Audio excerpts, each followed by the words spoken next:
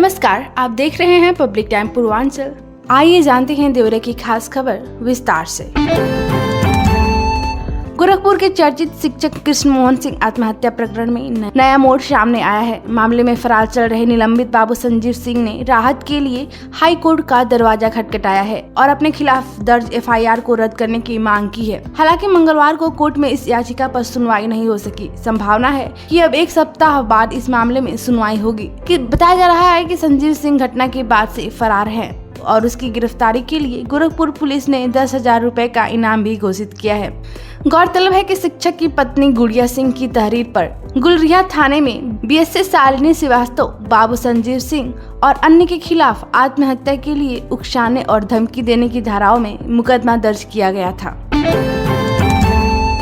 देवरिया के रुद्रपुर कस्बे में कमर्शियल गैस सिलेंडर की किल्लत का असर अब साफ दिखाई देने लगा है।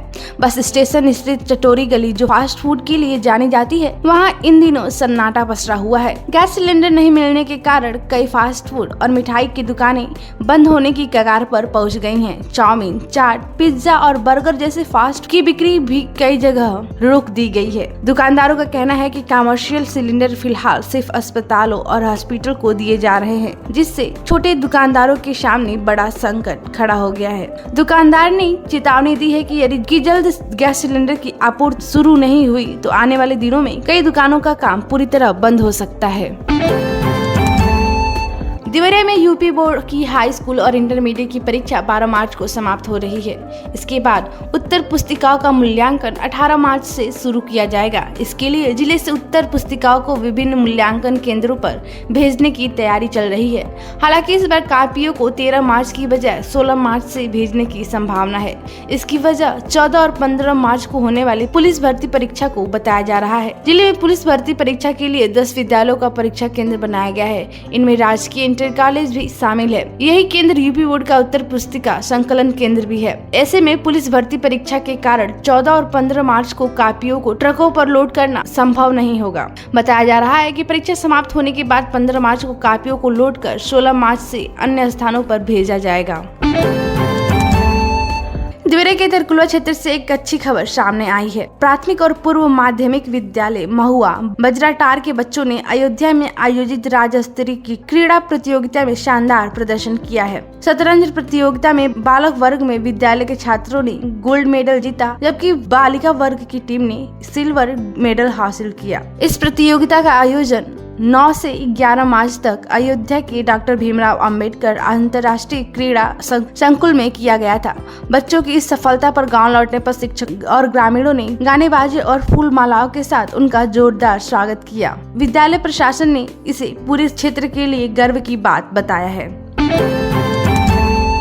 देवरिया के सलेमपुर से एक दुखद खबर सामने आई है। यहाँ बीमारी से परेशान एक युवक ने नदी किनारे पेड़ से फंदा लगाकर आत्महत्या कर ली। बुधवार सुबह नदावर पुल के पास एक पेड़ से युवक का शव लटका मिलने से इलाके में सनसनी फैल गई। मृतक की पहचान सलेमपुर नगर पंचायत के हरैया लाला वार्ड निवासी 35 वर्षीय झब्बर राजभर के रूप में हुई है। बताया जा रहा है कि पिछले 2 वर्षों से लीवर की बीमारी से पीड़ित थे और काफी समय से परेशान चल रहे थे।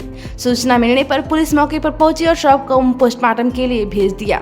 पुलिस मामले की जांच में जुटी हुई है। देवरिया में रसोई गैस सिलेंडर की किल्लत का असर अब होटल और रेस्टोरेंट के कारोबार पर भी दिखाई देने लगा है।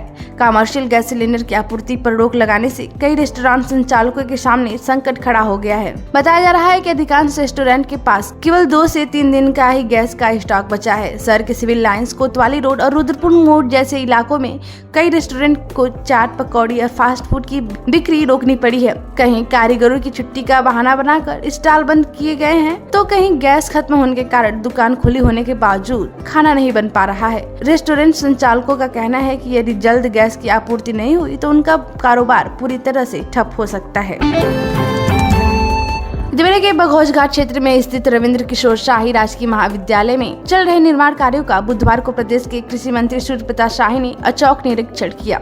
निरीक्षण के दौरान उन्होंने छात्रावास, बैडमिंटन हॉल, प्रेक्षागृह और वाणिज्य व विज्ञान संकाय से जुड़े निर्माण कार्यों की प्रगति की जानकारी ली। कृषि मंत्री ने कार्यदायी संस्थाओं को निर्देश दिया कि सभी निर्माण कार्य गुणवत्ता के साथ जल्द से जल्द पूरे कर महाविद्यालय प्रशासन को सौंपे जाएंगे। उन्होंने कहा कि निर्माण कार्य पूरा होने से क्षेत्र के छात्र छात्राओं को उच्च शिक्षा की बेहतर सुविधाएं मिल सकेंगी। वहीं विद्यालय के प्राचार्य प्रोफेसर संजय कुमार ने बताया कि सभी परियोजनाओं को समयबद्ध तरीके से पूरा करने का प्रयास किया जा रहा है ताकि अगले सत्र से विद्यालय को बेहतर सुविधाएं मिल सकें।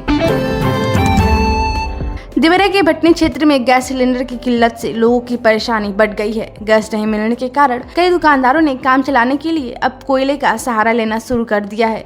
हालांकि कोयला भी पर्याप्त मात्रा में उपलब्ध नहीं हो पा रहा है।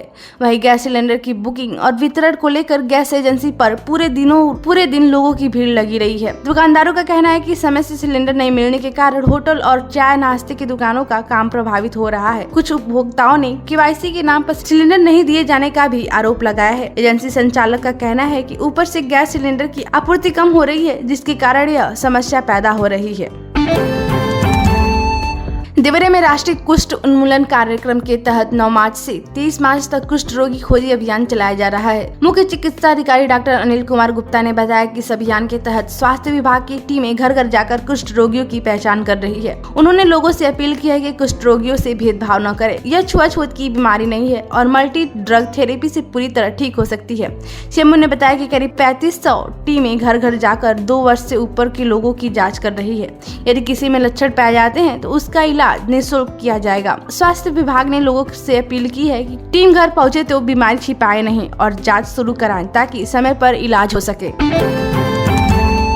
देवरिया में जिला विधिक सेवा प्राधिकरण की सचिव और सिविल जज श्रीमती शैलजा मिश्रा ने राजकीय बाल गृह का औचक निरीक्षण किया। निरीक्षण के दौरान उन्होंने बच्चों को मिलने वाले भोजन, स्वास्थ्य सुविधाएं और व्यवस्थाओं का जायजा लिया। साथ ही संबंधित अधिकारियों को बच्चों को पौष्टिक भोजन उपलब्ध कराने और नियमित स्वास्थ्य जाँच कराने के निर्देश दिए।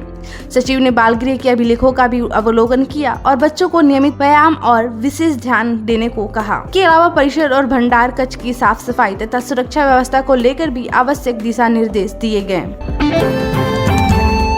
तो ये थी देवरिया की खास खबर। आप इसे देख रहे थे पब्लिक टाइम पूर्वांचल पर। मैं हूँ ईसा। नमस्कार।